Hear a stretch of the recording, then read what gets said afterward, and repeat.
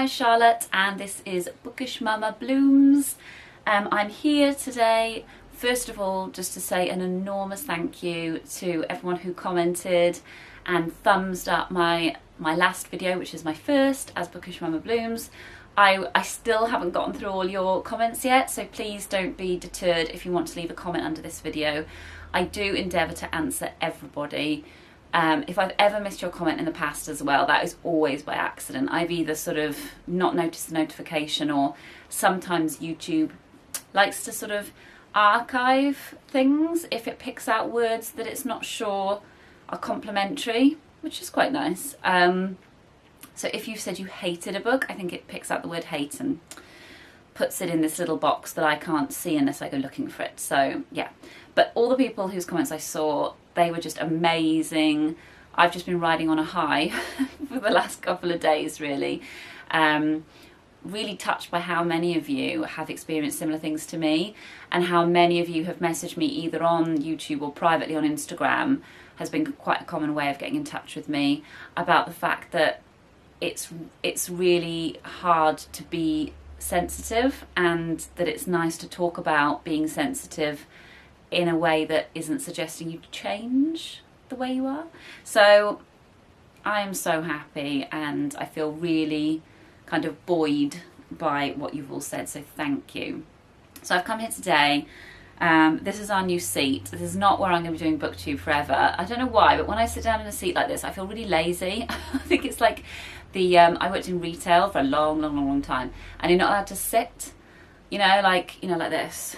Obviously you're not allowed to sit when you're at a cash desk, so, or in any way, on any kind of seat. So when I'm doing a video, I kind of like to, if I'm going to sit, I sit up or I kneel, do you know what I mean? Or I'm on a high chair. When I'm sat like this, it feels like I'm snoozing on the job. So this is just because the house is sort of empty. There's just me and the gentleman that we look after here today, so he's watching TV. But my child is out with Stephen. They're out on a bike ride, so I thought I'd take this rare opportunity of both lovely new chair, sort of empty house, sort of tidy house, and just review a few books that I read, not over that 2-month period that I was away, because as I say, I didn't really read anything except for maybe one book.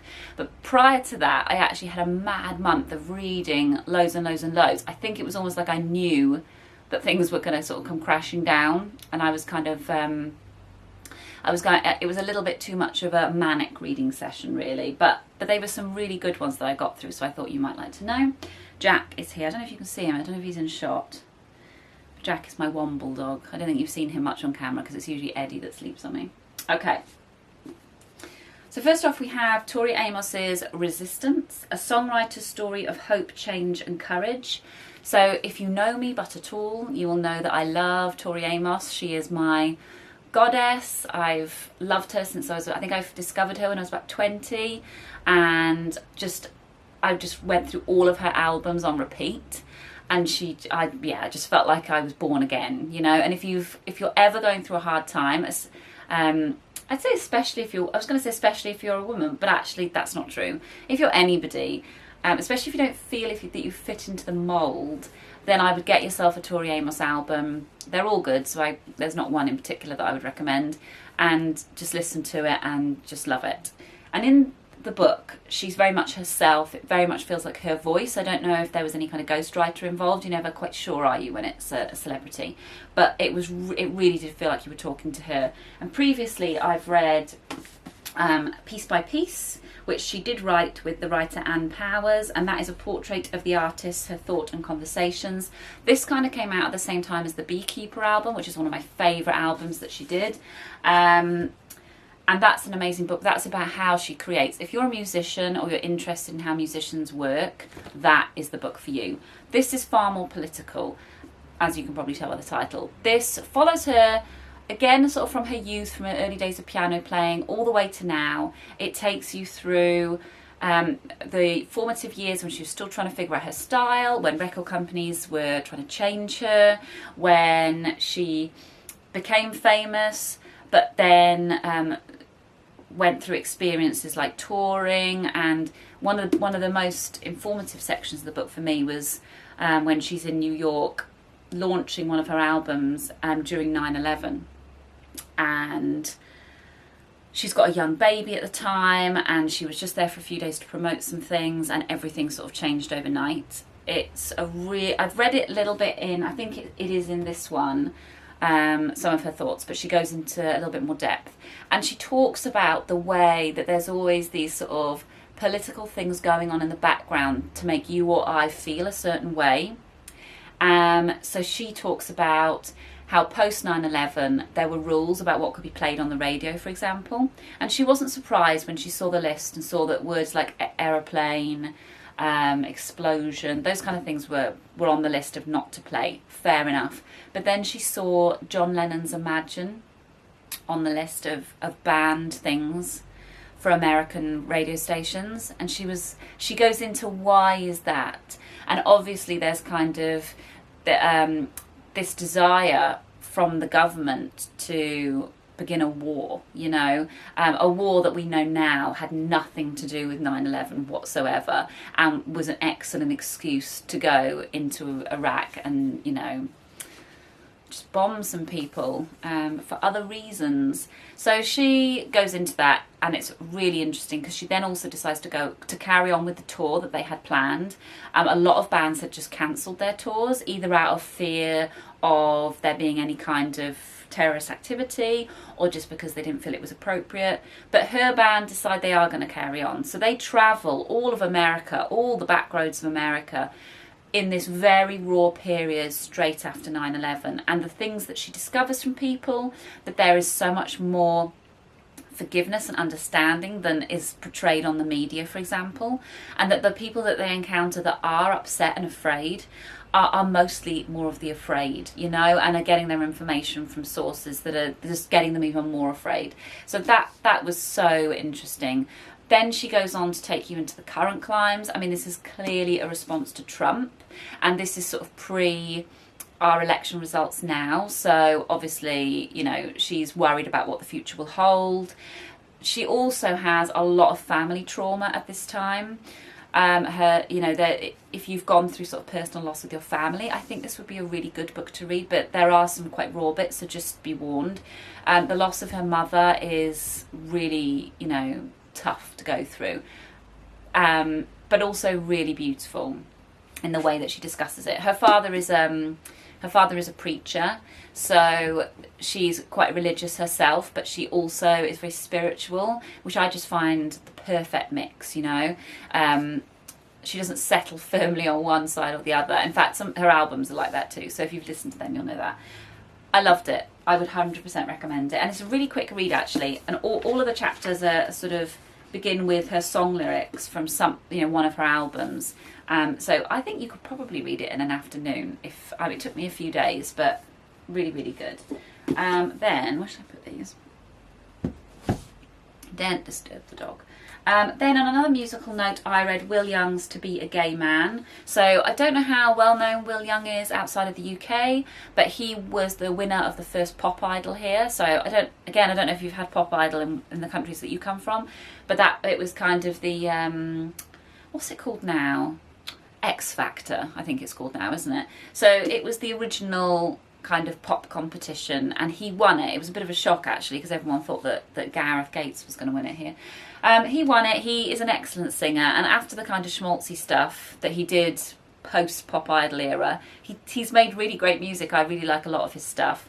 He's in his 40s now, I think, and he came out, I want to say about a decade ago, but I'm not 100% sure. But he takes you through from his childhood, from these early years of knowing that he was different, that he felt differently to other people, through his sort of teen years where he was, you know, really sort of struggling with his identity, to his college years where he's in denial. He's anti-homosexual. You know, he's disparaging of homosexuals. He's coming out with homosexual slurs. You know, he's making other gay men feel bad about themselves. You know, he's so open about the things he has said and done that I was, you know, you do feel like you're reading someone's diary in places. And he's also quite sort of explicit at the end, you know, as you're coming sort of to the end of his journey, as to the sort of the pitfalls that I kind of feel he wished he knew about when he decided to pursue, you know, when he basically accepted that he was gay and that he was going to pursue his romantic and sexual feelings.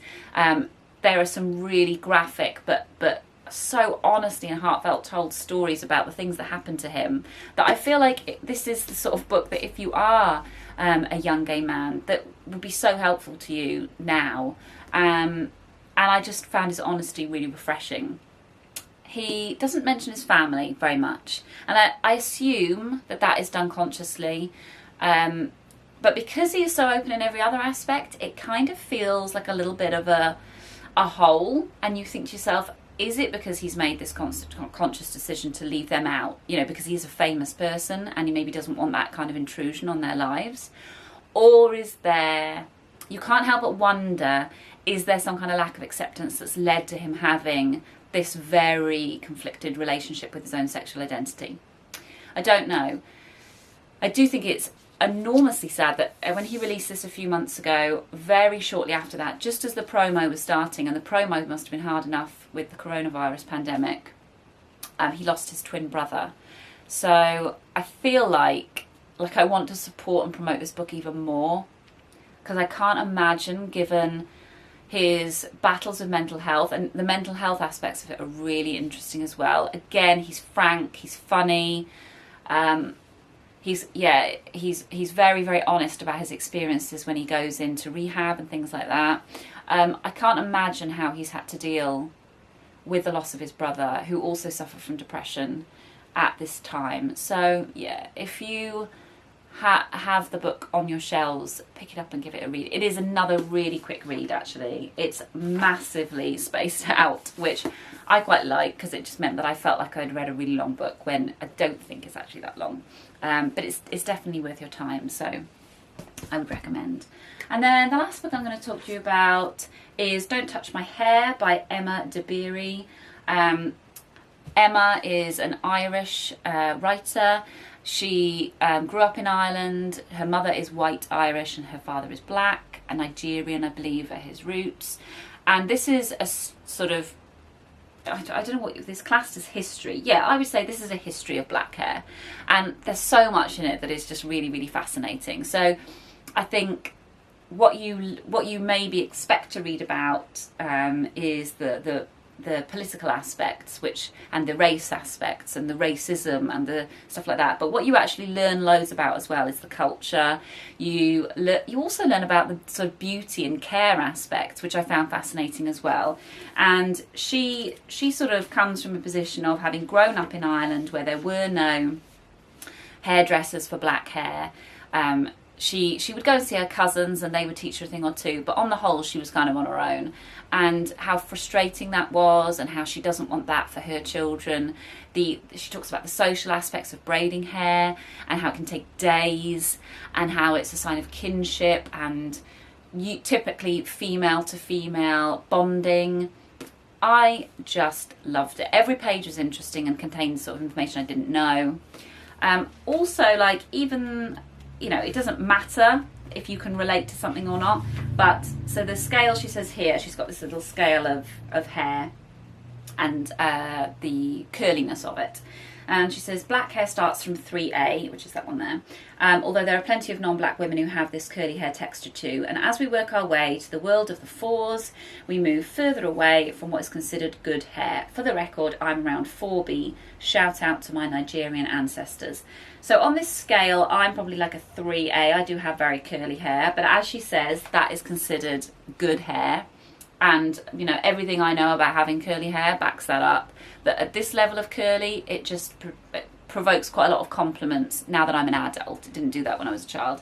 But I found so much of her hair care stuff really relevant to me. So even though I'm not in the bees, and I can't understand how it would feel to be in the bees, and also, obviously, I'm white, so, you know, there's that. I found the hair care aspects of it so interesting. Stuff that I just thought was kind of just stuff that I'd gone through, and that just my hair did. Turns out that it's a curly hair thing, and that everybody with curly hair, this stuff happened to them. For instance, the fact that I can just go for days without washing it and it just looks exactly the same.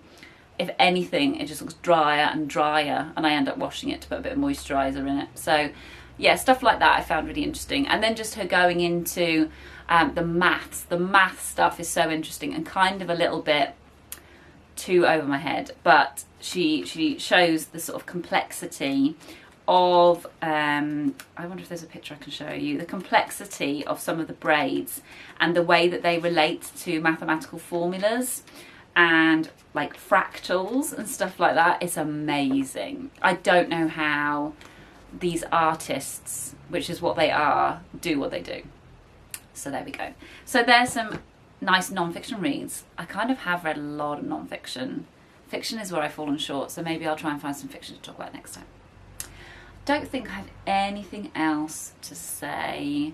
One thing I was going to say was, I was going to say about Instagram reality.